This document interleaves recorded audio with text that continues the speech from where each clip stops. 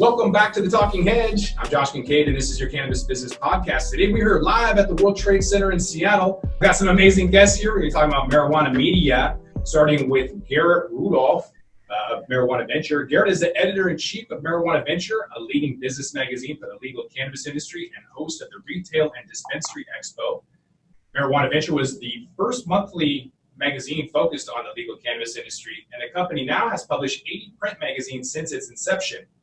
In 2015, it was named one of the 30 hottest launches out of more than 800 new titles across the country.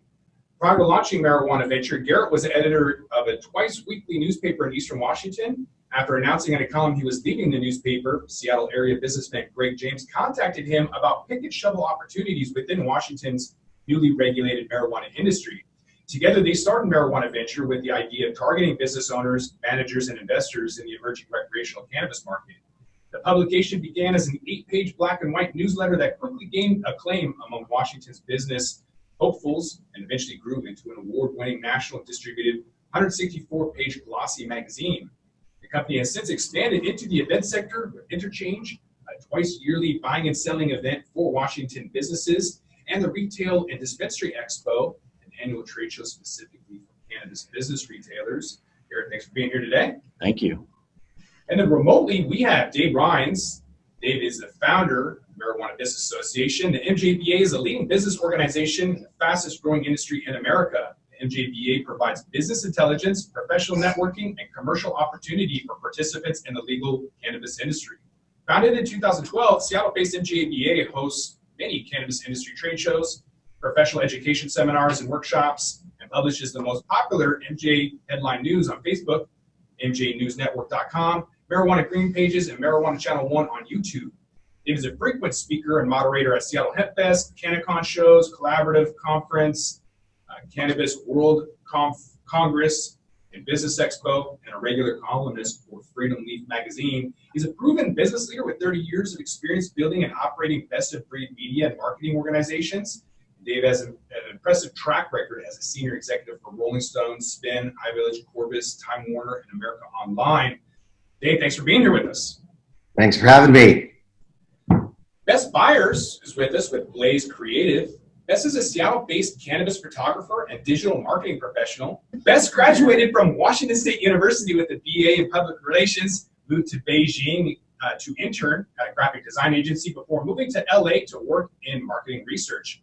All that changed in March of 2015 when she received a job offer from Western Cultured, a legal cannabis cultivation company. She slowly transitioned from working in the garden to a sales role and then social media and marketing. By January 2016, Bess joined Grassworks Digital before starting her own company, Blaise Creative, in January 2018, providing content creation, social media management, and other digital marketing services. And independent employment has allowed Bess to pursue her passions, including writing, photography, brand development, influencer outreach, and politics. Bess, thanks for being here. Thanks for having me. And also remotely with us is Cy Williams of High Canada. Cy is the editor and publisher for the long-standing Canadian cannabis culture publication, High Canada Magazine, as well as the recently launched High Europe Magazine. A staple within the Canadian cannabis community for the last several years, High Canada comes out monthly and serves its community by informing and educating Canadians on all things cannabis in both Canada and internationally. Cy, thank you for being here. And Sharon Whitson of Hempfest. Sharon is the Chief Operating Officer of Seattle Hempfest, joining the organization in 2004. She loves saying that a PTSA soccer mom runs Hempfest, as family is a huge focus in her life. Sharon quickly found that her project and business management background could be leveraged to help Hempfest evolve and was attracted by the passionate environment Hempfest creates. In 2012, she founded Hempfest Central, the organization's first office fronted by Hemp Culture, 420 Culture Store. As the 28th annual Hempfest approaches, she looks back on the 28 years of hardcore activism that laid the groundwork for legalization to blossom with great pride and determination. She said, quote, "We've come a long way, we still have a long way to go." And when she's not at Hempfest leading the charge towards Hempfest, she's loving camping, hiking, and spending time on the river with her family. Thanks for being here. Thank you for having me. And about the World Trade Center, we are at the World Trade Center in Seattle. There's several of these. It's one of the largest business networks in the world with 300 offices in 99 countries. And the World Trade Center in Tacoma is the lone trade center service for the Pacific Northwest. They offer trade shows and investments and providing direct access to a large business network. They have seminars, award ceremonies, and conferences that can generate contacts and contracts. Their trade research can clarify opportunities, and their matchmaking can turn those opportunities into trade. The one thing I like about it is their e-commerce store. They partner with Alibaba. It's translated to 18 languages and offers products like CBD, at least for now, to get into hard-to-reach spots like Europe and Asia. They also have good spots for business banking. So if you need an international letter of credit or bank guarantee, World Trade Center is your spot. So how do you create loyalty? Dave, a new generation of workers and consumers is coming into power, spreading a mindset that no business of any kind can afford to ignore much longer. They want purpose. Evidence is starting to mount that they have the numbers, means, and drive to shift the fundamental nature of how business is done. As more and more companies, CEOs, leaders, and workers get on board with conscious business ideas, we can look towards a better world where business helps rather than hurts the environment, where work leaves people fulfilled, and where justice, freedom, and equality thrive, not in spite of the companies in our midst, but because of them. So what have you seen mission-driven cannabis businesses, and how do you create loyal audiences with content that can still create business opportunities? Yeah, two questions. Absolutely. I think the best cannabis brands do have some sense of purpose. I mean, you're sitting there with one of the most powerful brands, Seattle Hempfest, which is a Seattle brand, cannabis brand that means something internationally. I think that, and to address the earlier comments, I wouldn't beat up too much on corporate America for embracing cannabis. That's what victory it looks like.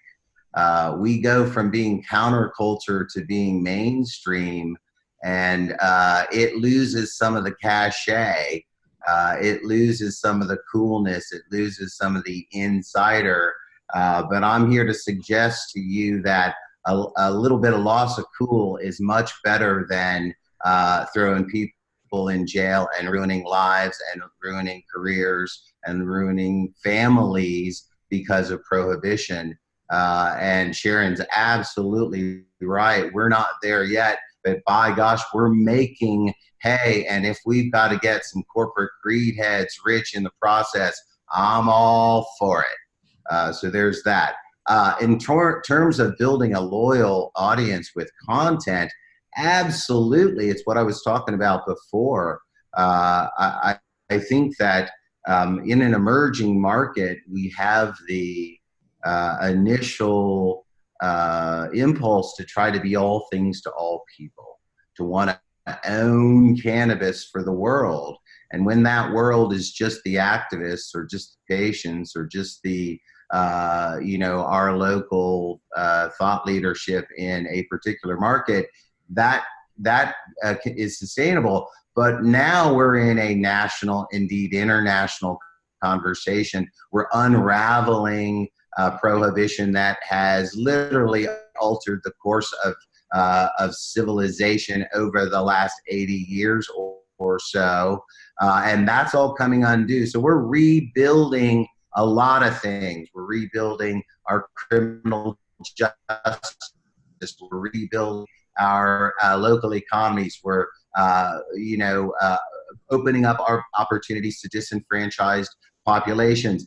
Each one of those conversations has different stakeholders and shareholders, folks who are deeply interested in what's going on and participating in what's going on. And you've got to figure out what do you stand for as a media brand? Where are folks going to go to find out about your conversation, right? They're not going to find every conversation. You're not going to come to one source for everything. So figure out what do you stand for. And then again, as I suggested earlier, this is a two-way interactive media conversation that extends across multiple platforms. Television is still important. Radio is still important. Digital is hugely important. Print is important. By God, events and interaction and one-on-one word of mouth is still important. You must participate in all those things, but be consistent on, and authentic is believe what you say and say what you believe. And people will know it and can smell a fraud in whatever industry you're in. Definitely be transparent. Bess, did you have something you wanted to add to how to create a loyal audience with content that can still create business opportunities? Yeah, I guess I just wanted to add on to that really quick, because I do feel like that, is corporate cannabis really victory? I like to reference the term conscious capitalism. And I think that as legalization spreads, you should be in the business, no matter what you're in, be in the business of giving back. And is it really victory when these corporations that aren't connected to the plant are selling product with mold? They're selling product with pesticides. They're selling, and these are, again, things that I heard discussed. I have to stop you there. Corporate cannabis is no more guilty of selling pesticides to consumers than boutique operators. Just look at what's going on in Washington State, and there are no big corporate players in Washington State, and the marketplace is full of pesticides. I would be more than happy to discuss that with you, because I've seen pretty big corporations that I've worked with, that are able to, when you have 17 million in startup funding. And I guess I can't go in. I guess I can't go into all the details without outing people on radio. But 7 million is nothing. Big marijuana is billion-dollar players. Washington law doesn't allow a lot of outside money. So what we're seeing now is people skirting the laws to try and play. But they're not corporate, and they're violating that protocol. So, hey, we're all for the local player, but the local players still got to play by the same rules, and they're no more honorable than the large marijuana. Well, when the large guy is also connected to a lobbying organization, we're seeing. I've been in the industry for 5 years up here. I'm really connected to a lot of people, and I'm just speaking on behalf of the things that I've seen, I've heard, I've experienced. And I guess having said that, looking at the brands that I work with today, I think that how to promote your conscious capitalism. Lazy Bee Gardens is a farm that I work with. They're sun grown, they're clean green certified. The story that we like to tell is how our founder got into cannabis. He grew because his dad had stage 4 thyroid cancer. He didn't respond well to radiation. He didn't want to have chemo. He ate so much Rick Simpson oil that his cancer cleared up. Not making medical claims, just sharing a firsthand anecdote. Another example is one of the clients that we work with. They promote that they are only cannabis terpenes. They're not synthetic. Again, they partner with sun-grown local farms. So they're telling their story of, what separates them from everybody else and how they're able to, grow, but also be mindful of the planet. So with that, we're going to roll this one up. I'm Josh Kincaid. This is the Talking Hedge. I want to thank my guests. We have Garrett with Marijuana Venture. He's the editor-in-chief there at Marijuana Venture magazine. I also want to thank Bess Byers. Bess is with Blaise Creative. We also have right here Sharon. Sharon is with Hempfest. Day 1 starts on Friday, so congratulations on 28 years. Mm-hmm. Yay. On the line with us remotely is Dave Rheins with MJBA, the Marijuana Business Association. I want to thank you for being on the show with us today, Dave. Thanks for having me. And of course, Cy Williams with High Canada Magazine and High Europe Magazine. Congratulations on the expansion, and thanks again for being with us. It was an absolute pleasure. Thanks for having me. So don't forget to like, share, and subscribe, or don't. And I'm out. Yay! Thank you.